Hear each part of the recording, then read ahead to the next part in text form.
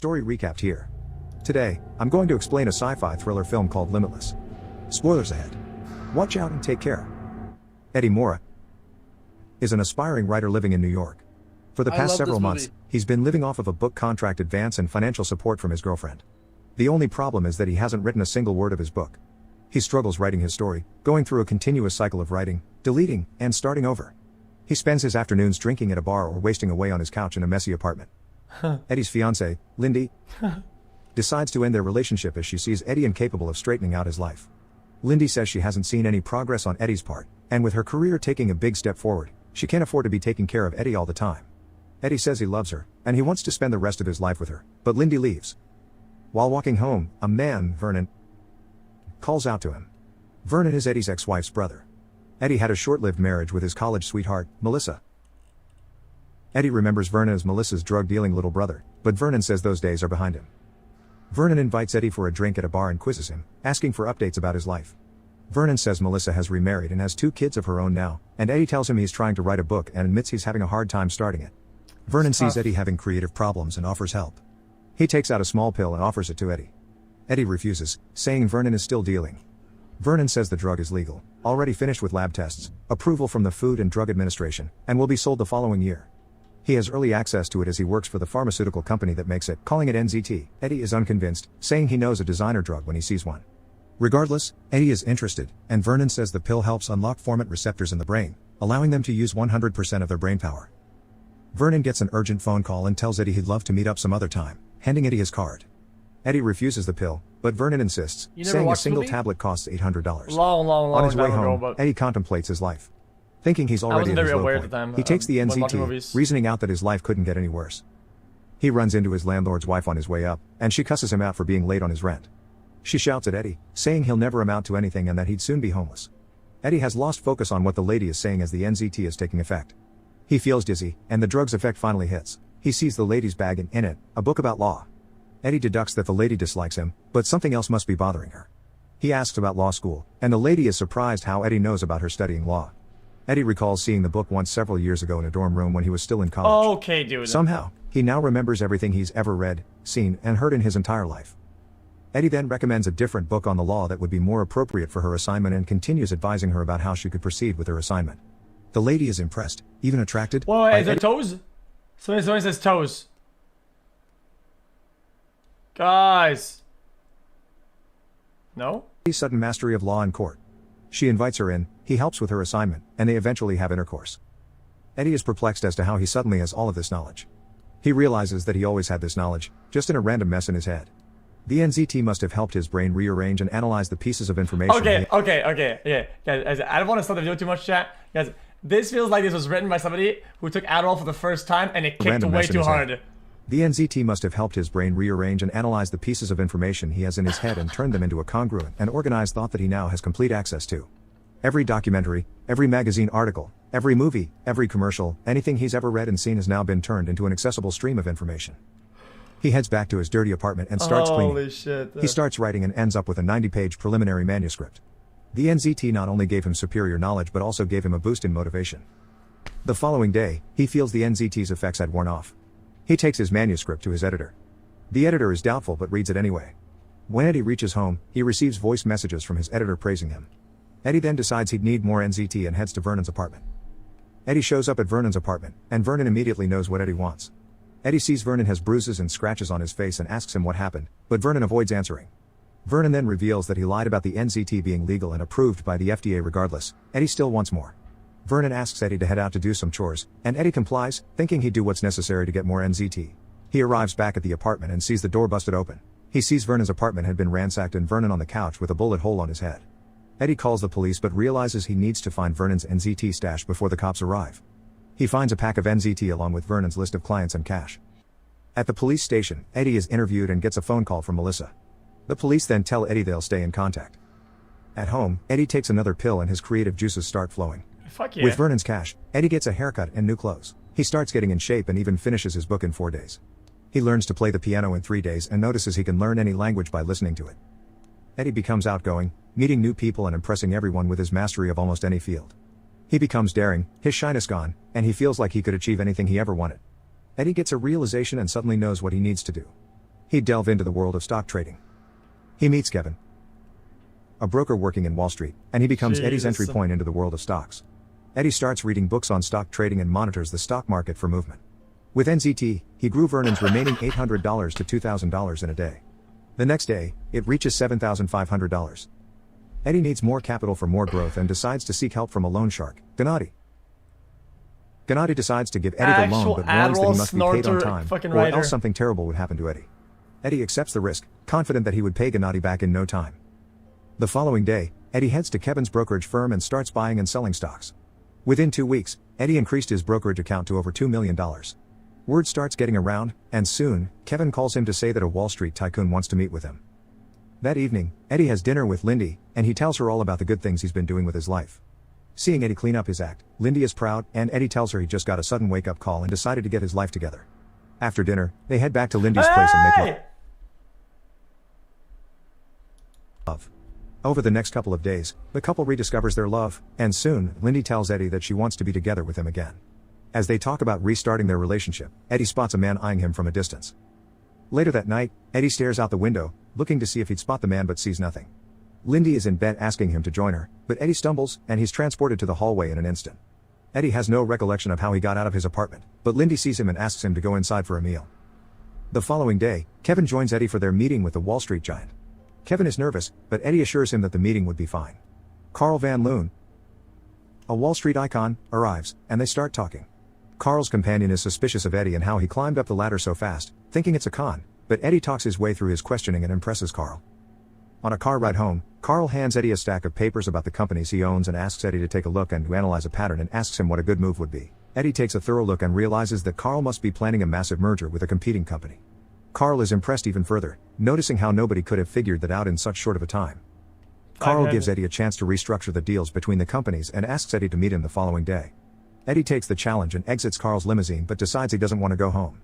He instead starts walking, wanting to take as much information as he can. Still, he finds himself having episodes of unconsciousness, finding himself in different parts of the city, and having no recollection of how he got there.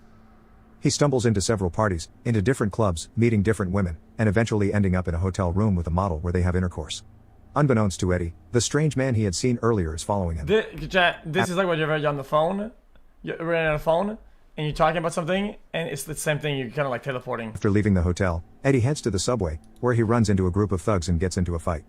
The NZT helps him remember every self-defense video, action movie, fight scene, and survival documentary he's ever seen, and he manages to fight off the group of thugs single-handedly.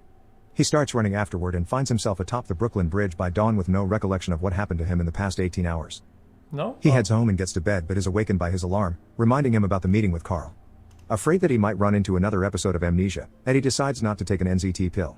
He looks through the files that Carl sent him but finds that he can't understand the data. Kevin calls, and Eddie tells him he needs to postpone the meeting, but Kevin says he'll never get another chance if he cancels now. Eddie arrives I need to go back. He starts running afterward and finds himself atop the Brooklyn Bridge by dawn with no recollection of what happened to him in the past 18 hours. He heads home and gets to bed but is awakened by his alarm, reminding him about the meeting with Carl. Afraid that he might run into another episode of amnesia, Eddie decides not to take an NZT pill. He looks through the files that Carl sent him but finds that he can't understand the data. Kevin calls, and Eddie tells him he needs to postpone the meeting, but Kevin says he'll never get another chance if he cancels now. Eddie arrives at the meeting without taking NZT, and he's noticeably less focused, dizzy, and even has trouble speaking. Carl notices Eddie is out of focus and asks him about Hank Atwood, the competing businessman he intended to merge with. Carl says Atwood was a nobody and had a meteoric rise in the world of stock trading. Carl is perplexed about how Atwood had such a steep rise, now ready to go toe-to-toe with him. Eddie doesn't focus on Carl and instead fixes his gaze on the television where he sees a new report of a woman who had been found dead at the hotel, the same woman he was with the night before. Eddie loses all focus and excuses himself from Carl. He heads out and starts vomiting, his stomach churning at the thought that he may have killed someone. He heads home and gets a call from Melissa, who is asking questions about Vernon's death. Eddie asks her if they could meet up somewhere, and Melissa reluctantly agrees. Eddie goes through Vernon's notebook at a park, looking up Vernon's clients and calling them to find out more about the effects of NZT. Each number he calls, he gets an answer saying the person had died. Each of them had experienced severe headaches, vomiting, and some even fell into a coma. Still, they all ended up dead. He dials another number, and a man behind Eddie had his phone ringing. He answers, and Eddie hears his voice from the other line. Eddie recognizes him as the man who was spying on him. It's the same man who had followed Eddie and the model to the hotel. Eddie starts running, and the man follows him. Eddie runs through the streets, swerving through traffic. He finally makes his way into a taxi cab to the meeting place with Melissa. Melissa tells Eddie that Vernon's death didn't surprise her and says she knows about the NZT she took it too but soon decided to get off of it. Having the brain function at a prolonged high level of mental activity would result in mental fatigue and burnout. She got scared and stopped taking NZT suddenly. She felt lazy, unfocused, and had problems maintaining her job. 2 years have passed, and the after effects still haven't worn off. She recommends that Eddie stop taking the pill too but tells him to lower the dosage as a sudden stop would be lethal. Eddie heads home but runs into Gennady. Gennady beats up Eddie and demands his payment. They stumble their way up Eddie's apartment, and Eddie drops an NZT pill. Gennady picks up the pill, believing it to be some kind of drug, and takes it himself. They then head to the bank, and Eddie gives him the money. Gennady notes that the pill made him feel excellent, and he'd be asking for more soon. Fine. Eddie makes his way to Lindy's office and collapses. Eddie is left with no choice but to tell Lindy everything. Lindy finally understands the source of Eddie's newfound motivation and agrees to retrieve the pills for him.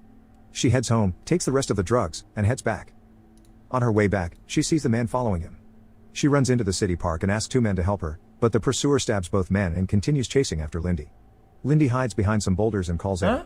Eddie advises her to take one of the pills as it would give her the power to overcome the situation, and she does. After the pill takes effect, she knows what she has to do to escape from the man chasing her. She runs into the ice skating rink and carries a child, spinning her around and allowing the child's ice skates to slice the man's face. The man falls, and Lindy gets away. The following day, Lindy expresses her concerns about the pill, saying it turned her into a completely different person. Eddie promises he'll stop taking the pill as soon as he gets enough money. On the street, Eddie sees Gennady spying on him. Eddie approaches, and Gennady says he needs more of the pill. Eddie gives him a few but realizes Gennady won't stop. Eddie hires 2 bodyguards, thinking he'd need security with him at all times. He meets with Carl again and apologizes for how he behaved earlier, saying he was just sick. Carl is unimpressed with Eddie's apology but says he has seen the projections Eddie had sent and is once again impressed. Soon, Eddie would broker what he calls the biggest merger in corporate history between Carl Van Loon and Henk Atwood. Eddie discovers that if he slept properly, stayed hydrated and fed, abstained from alcohol, and maintained a steady dose, the blackout episode stopped. He has suits custom made for him, all with a hidden pocket for all the NZT he has. He finds a chemist and asks him to reverse engineer the pill, hoping to make more of his own. While having lunch, he spots the detective that interviewed him about Vernon's death. The detective informs him that Eddie is now a suspect in the model's death as one eyewitness placed him at the crime scene. Eddie hires Morris Brandt, one of the best and most ruthless lawyers in New York. Brandt gets him walking free temporarily, saying the evidence the police had is too weak. Carl and Eddie meet with Atwood again, and they observe Atwood's deteriorating health, and Eddie notes that Atwood isn't even over the age of 60. Eddie heads back to his hotel room and finds someone had broken in and, he assumes, is looking for the NZT. Security is now a primary concern, so he decides to buy a luxurious penthouse apartment with a top-of-the-notch security system. Later, Eddie runs into Gennady, who now has his own set of thugs guarding him. Eddie recognizes that Gennady, too, must be taking the pill. Gennady demands 20 more pills and blackmails Eddie with the model's death. The following day, the contract signing with Atwood is scheduled, but Carl is worried as Atwood is late. Atwood's wife arrives later and tells them her husband had suffered pain and dizziness and is currently hospitalized. She makes clear that they still want to proceed with the contract as soon as Atwood is able. They walk her down, and Eddie sees her driver is the man who had been stalking him. Eddie joins Brandt at the police station that afternoon, where Eddie has to enter a police lineup. Eddie takes his jacket off and hands it to Brandt. After the lineup, he meets up with Brandt again, and he tells him that Eddie is cleared of suspicion. Brandt then compliments Eddie's suit jacket. He makes his way back to Carl's office and discovers Atwood is now in a coma. He heads to the bathroom to take another pill and discovers his secret pocket is empty. His stash is gone. He goes back to Carl, and a package is brought to him. He opens it and sees his disembodied bodyguard's hands inside. In shock, he runs out of Carl's office and hurries home. He watches a news report regarding updates on Atwood's situation and sees that Brandt is also Atwood's attorney. He finally understands and couldn't help himself from laughing. Eddie then hears banging at his door and notices from the surveillance cameras that Gennady had arrived with his goons, using metal grinders and steel cutters to break in. Stuck in an inescapable situation, Eddie steps up to the balcony, readying himself to jump. As his foot slips, he stops himself, trying to remember if he had left even just a single tablet somewhere. He digs through his mind and recalls one being left in his old tin container. He searches through the boxes and finds it, but Gennady breaks in, and Eddie trips on a box, losing the pill. Okay, dude. Down, and Gennady shows Eddie an even better way of using NZT. He dissolves it and injects it directly into his bloodstream. He says it's more potent this way and even lasts longer. Eddie looks around at his assailants and notices one of them has a blind eye. Gennady takes out several medical instruments, including knives, blades, and pliers, intending to torture Eddie into giving him more NZT. The henchmen start grinding into the safe in the next room while Gennady approaches Eddie, but Eddie stabs him with a knife he had earlier concealed. The two struggle and Eddie drives the blade into Gennady, killing him. Eddie lays on the floor next to a bleeding Gennady. He eyes the needle Gennady had used to inject the NZT and decides to drink Gennady's blood, hoping to get some of the NZT into him. It works, and his brain starts working at total capacity. He lays on the floor and waits for the half-blind henchman to come back. As the henchman flips Eddie over, he spits out the syringe needle directly into the man's seeing eye, blinding him completely. What? The other henchman runs in, but Eddie outsmarts them, hiding in a room and using a TV to bash his pursuant's head. Eddie runs, but a henchman catches up to him, choking him. Eddie kicks him off, and the blind henchman shoots the other henchman by accident.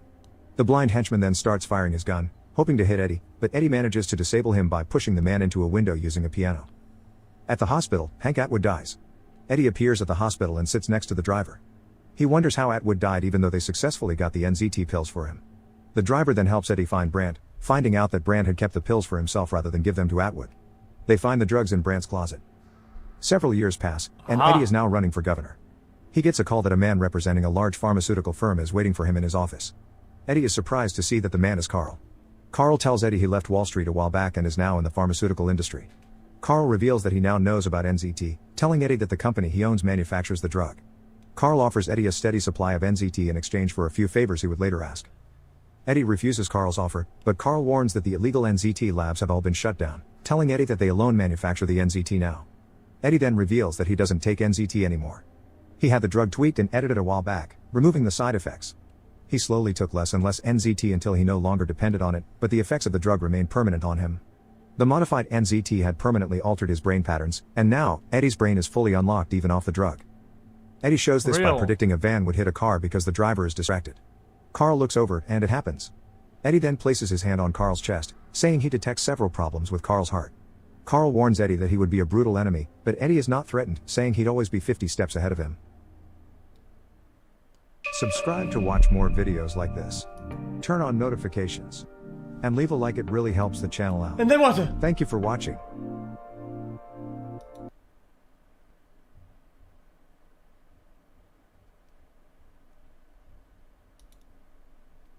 Story recapped here.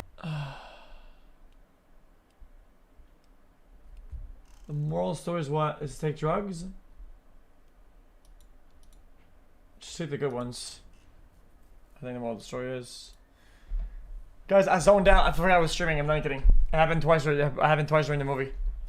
This is the new TikTok. I'm getting lost in this shit. This is illness. Oh my god. Oh my god. What the fuck?